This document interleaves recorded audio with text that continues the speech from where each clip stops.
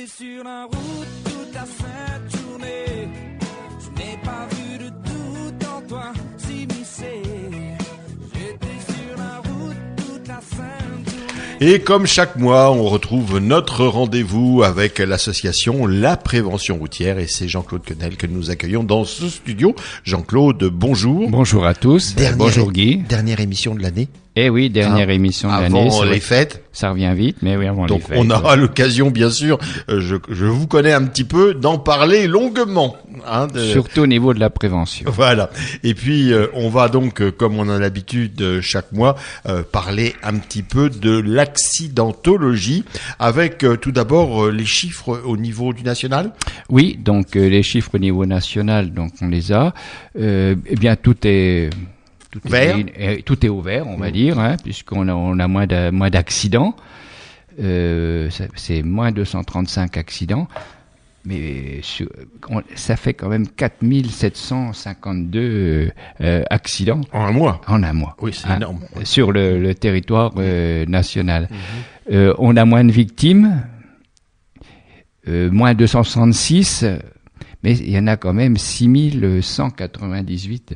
Ça parle quand même, les chiffres. Oui. Au niveau des tués, on a une baisse aussi de 5 tués. Il y en avait 267 l'année écoulée. On est à 272, on est à 267. Au niveau des blessés, 261 de moins. Mais on est quand même encore à 6192 blessés.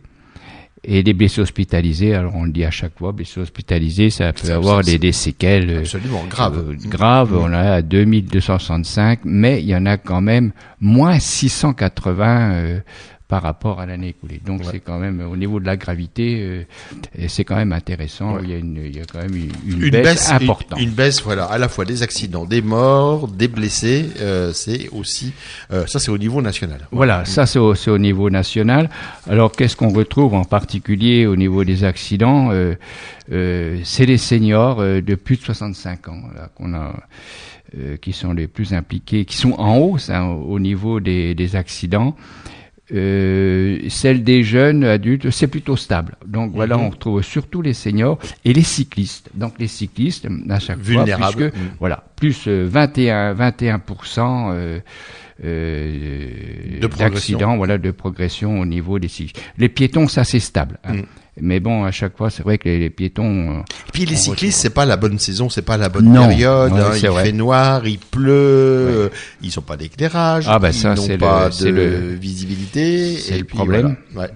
C'est le cycliste, oui. De toute façon, l'éclairage, la visibilité, le non-respect en général des règles de priorité, que ce soit des feux, des feux rouges, des stops. Oui, bon, donc c'est des vrai. Des sens de circulation aussi. Des sens de circulation, c'est vrai qu'il y a eu des sens de circulation qui ont été améliorés en ville, mais enfin, ils ne sont pas toujours tous respectés comme il faut. Et au bout du compte, oui, ça fait des victimes de la route. On les répétera jamais assez, parce que moi j'en croise plein le matin en arrivant au studio. Des vélos habillés en noir, non éclairés, qui débouchent comme ça, qui déboulent sur la route et que on voit pas. Voilà, surtout durant cette période qui zigzague, hivernale. Qui zigzague de droite à gauche et donc c'est malheureusement si on peut éviter les accidents, il y a vraiment pas grand-chose pour éviter un accident. Une petite lampe, un petit kit. Une petite lampe et puis on est dans les gilets jaunes, mais c'est quand même le gilet fluorescent qui est important, qui rend la visibilité. Bien sûr. Surtout hors agglomération où il est obligatoire ou par visibilité, mauvaise visibilité, à partir de brouillard. Bon, on peut même le mettre en ville, au contraire, on peut même le mettre des vêtements clairs ou le gilet fluorescent, et là, effectivement. C'est le même problème. C'est le même problème d'ailleurs pour les voitures. Je ne comprends pas que l'hiver on puisse rouler quand il fait nuit sans éclairage, parce qu'on voit des voitures sans éclairage. Tout à fait.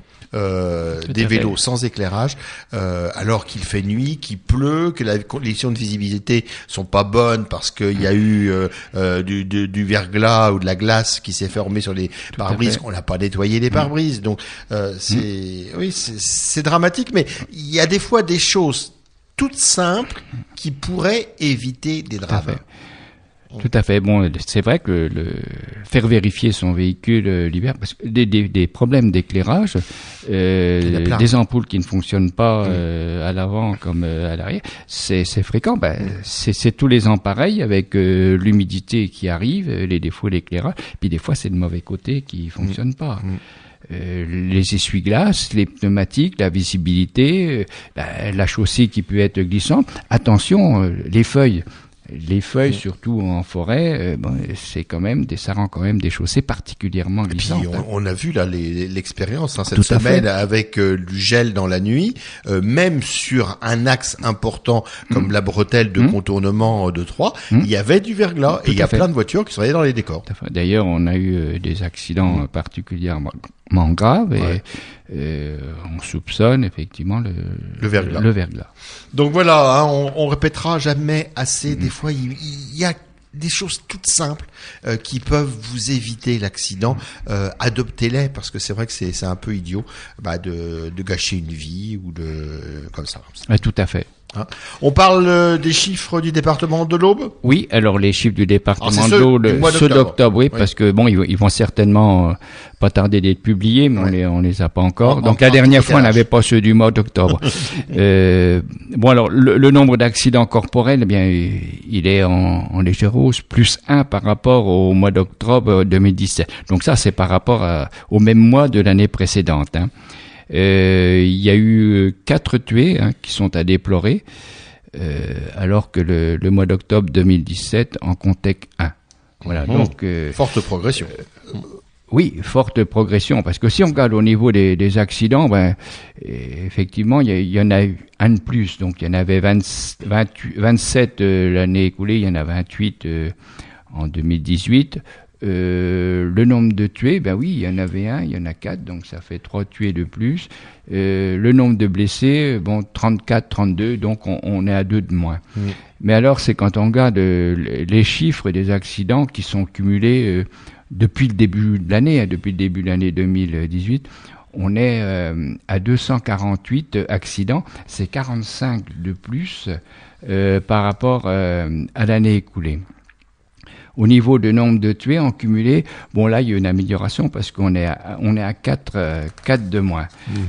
Maintenant, au niveau des blessés, 325, on est à 108 de plus. Et lorsqu'on on analyse les chiffres sur l'année glissante, donc sur les 12 derniers mois, on a 109 accidents de plus.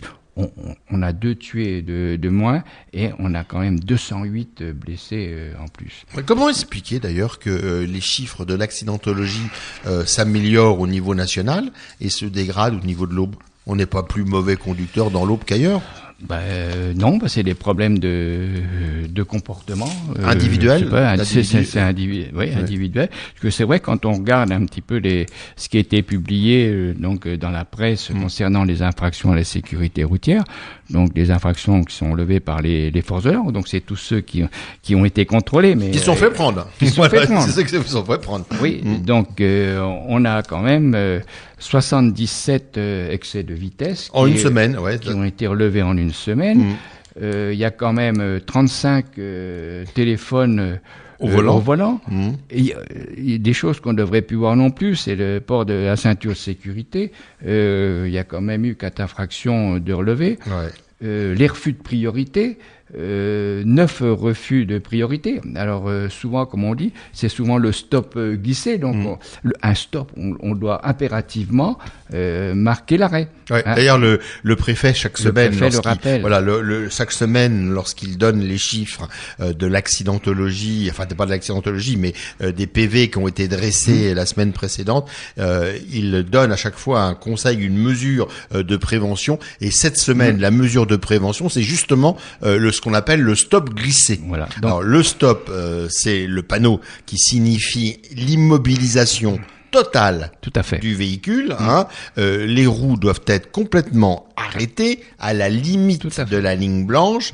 Et si votre véhicule continue de rouler, c'est ce qu'on appelle donc le stop glissé, vous êtes verbalisable. C'est une infraction. Ouais. Et alors vous risquez aussi l'accident parce que quelqu'un risque d'arriver au même moment, mais en plus c'est une perte de 4 points sur le permis de conduire et une amende de 135 €. Et j'ai l'impression que le stop glissé est une pratique assez fréquente. On le voit fréquemment. Oui, on le voit fréquemment. Bon, maintenant il y a d'autres panneaux qui est le céder le passage. Alors là, effectivement, le céder le passage. On peut, donc, mais la limite des chaussées abordées, le céder le passage sont des pointillés.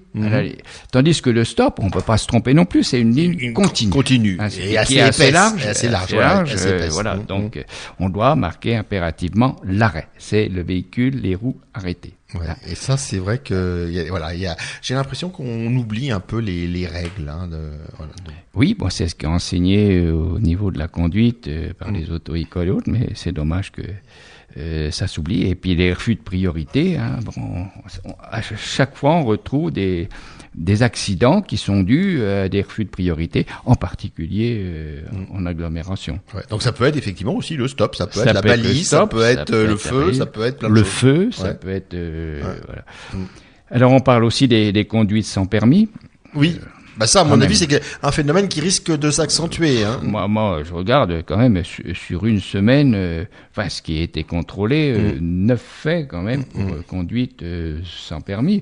9 qui ont été pris. Pour beaucoup. Combien qui n'ont pas été pris? Bah oui, tout à fait. C'est inquiétant. Tout à fait. Bah oui, c'est sûr que c'est ces 9 qui se sont fait prendre et puis tous ceux qui ne se font pas prendre. Bon, mais je dis quand même 9 conduites sans permis, c'est quand même énorme. Le problème, c'est que si effectivement vous n'avez plus de permis, vous n'êtes plus assuré. Ah non.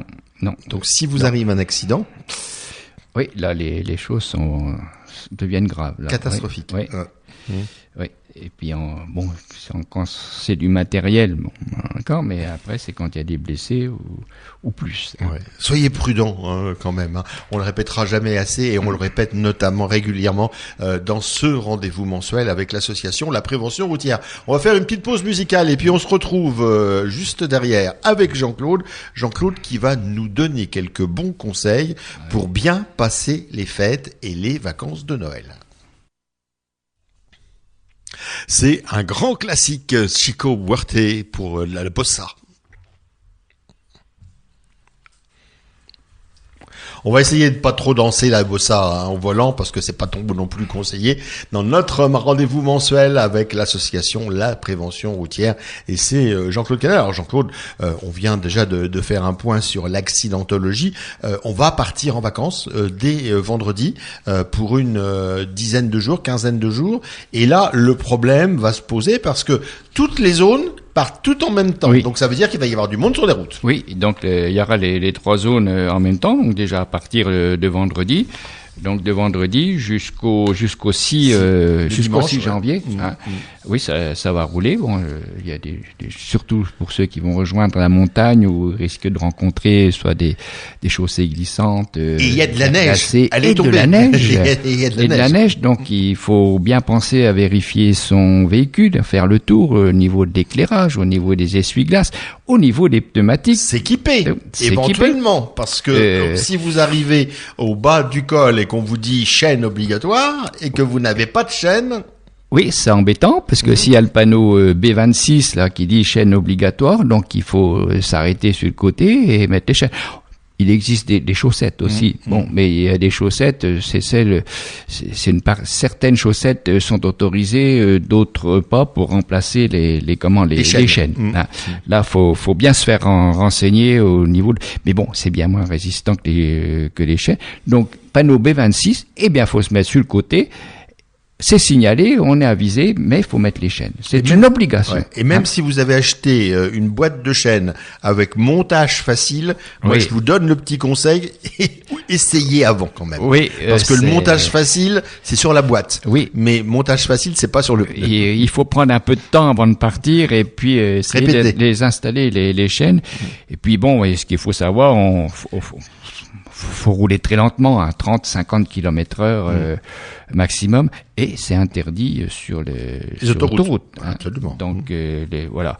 Donc impérativement, vérifier l'état de son véhicule, prévoir les chaînes, se renseigner sur la météo, puisque maintenant c'est assez facile avec Internet ou les téléphones portables de savoir quel temps il fait suivant la destination qu'on va emprunter, surtout en zone montagneuse. Voilà, si vous ne montez pas dans les stations de sport d'hiver, si vous allez dans de la famille ou autre, équipez quand même votre véhicule si vous pouvez de pneus d'hiver, parce que les pneus hiver sont beaucoup plus tendres et ont une meilleure adhérence sur la chaussée. Oui, tout à fait. Donc il y a une température, c'est 7 degrés. Donc où cette gomme tendre, eh bien, elle adhère beaucoup mieux à la chaussée que le pneu normal qui va durcir. Et puis je présume en plus que les pneus hiver en plus sont conçus pour évacuer éventuellement l'eau, la neige tout à fait. Outre la meilleure adhérence. Tout à fait. Il y a des sculptures qui font que ça soit la neige ou la pluie, elle s'évacue beaucoup mieux. Surtout que maintenant, il y a des pneus qu'on appelle des pneus 4 saisons, donc on peut aussi bien les garder pour toute l'année, été, hiver. Voilà, donc. Et vous me disiez, je crois, une émission précédente, il faut mieux s'équiper avec 4 pneus. Alors, ça va multiplier les coûts. Oui. Mais 2, c'est pas suffisant. Ah oui, non, parce que faut avoir les 4 pneus identiques. Parce que 2 pneus d'une façon et puis 2 pneus d'une autre structure, là, dans un virage, on risque de dérapage. Ah oui, ça c'est important. Et si on a les pneus neufs, donc les pneus neufs, faut toujours les monter à l'arrière. Donc mettre les pneus qui étaient à l'arrière, les rebasculer à l'avant. Donc puisque la voiture, si elle se met à déraper, elle va déraper de l'arrière. De l'arrière, voilà. Donc les pneus neufs, on les monte d'abord en priorité à l'arrière. Pour la traction. Là, maintenant les véhicules à propulsion, il y en a plus beaucoup, c'est plus la traction. Et donc les pneus neufs, on les monte à l'arrière. Et puis donc les garagistes ou les marchands de pneumatiques le savent fort bien, il suffit de leur dire, ils remettent les pneus de derrière à l'avant et vice versa. Et puis si ça effectivement vous gêne d'investir dans un train de pneus hiver, la solution, c'est Jean-Claude qui vous la donne avec ces nouveaux pneus qui viennent d'apparaître, 4 saisons, que vous pourrez donc installer dès maintenant, qui vous serviront cet hiver, mais que vous pourrez aussi conserver toute l'année. Ça, alors bien sûr, ils seront à mon avis un petit peu plus fragiles et ils doivent s'user un petit peu plus rapidement. Oui, parce que la gomme est quand même bien plus tendre et c'est vrai qu'au niveau de l'usure, mais enfin ils sont quand même prévus pour faire l'année quoi. Voilà. Donc alors soyez donc bien prudents. On vient de vous le dire. Ayez un véhicule équipé, ayez un véhicule en très bon état. C'est pas une fois que vous serez là-bas dans la station que vous vous rendrez compte que vous avez votre essuie-glace qui est défaillant, qui ne chasse plus rien, que vous avez des pneus en mauvais état, que vous avez un rétro de cassé qui ne vous permet plus de voir correctement.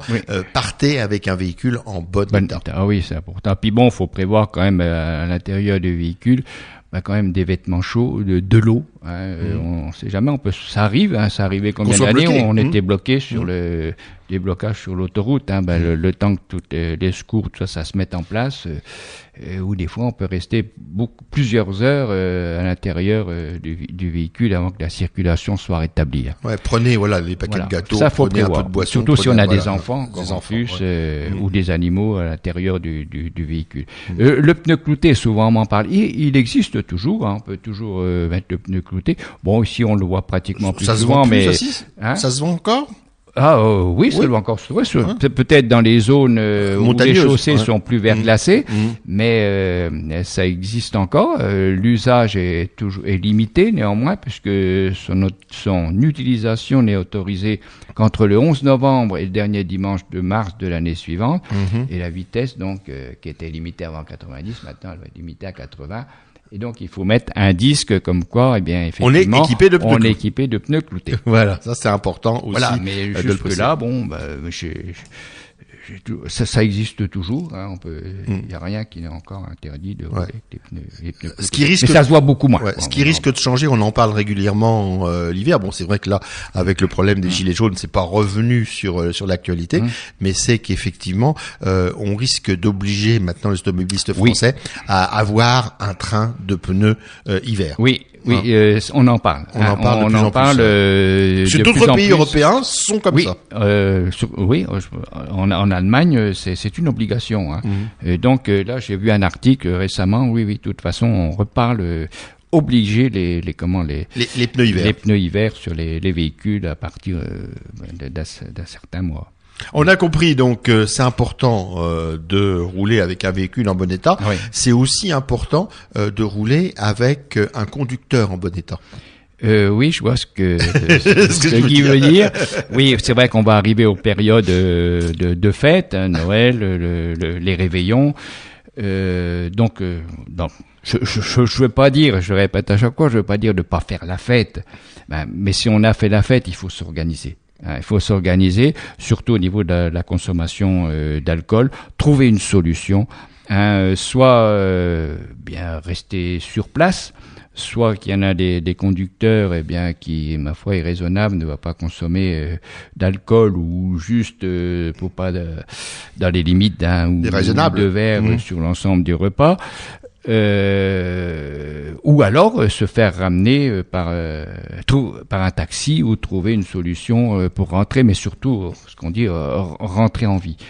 Donc ça soit aussi bien au niveau de l'alcool, parce qu'à ça s'ajoute souvent aussi la fatigue. Et les deux cumulés, c'est souvent des fois l'accident qui est grave, puisque on sait que sur un accident sur 3, c'est le nombre d'accidents mortels causés par de l'alcool.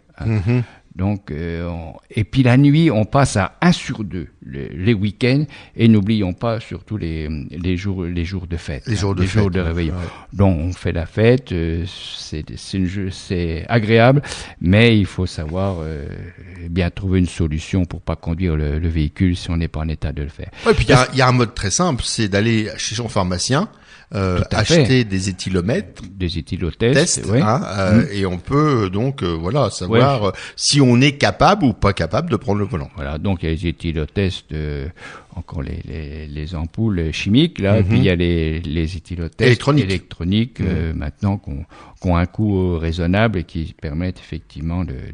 Mais bon, faut pas jouer avec ça parce que une fois que l'accident est là, on ne revient plus en arrière. Faut y penser avant.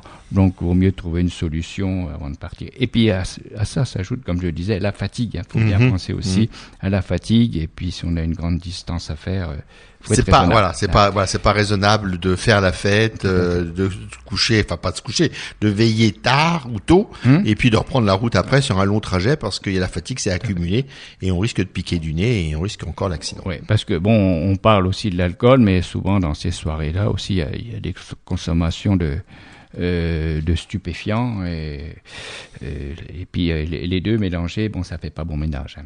Voilà, donc il faut être très vigilant à toutes ces choses-là, que ce soit l'alcool, les stupéfiants, voire des fois aussi certains médicaments. Oui. Voilà. Donc donc faire la fête, oui, mais attention. Revenez en vie. Revenez en vie. C'est quand même important.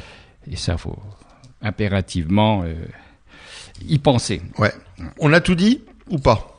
Oui, on a tout dit. Maintenant, ce qu'on peut redire, c'est que au niveau qu'est-ce que c'est que un verre on dit souvent 2 verres. Faut pas dépasser 2 verres. Mais 2 verres. Ça dépend du verre. Voilà, ça dépend du verre. Et ça dépend quoi? Parce que effectivement, ça peut être du whisky. Le whisky, c'est 7 grammes d'alcool pur, chaque verre, qui est des verres standards, les verres qui sont servis dans les débits de boissons. 10 grammes d'alcool pur, c'est 3 centilitres de whisky. Donc, c'est pas le verre plein. Le verre de vin, c'est 10 centilitres de 12 degrés.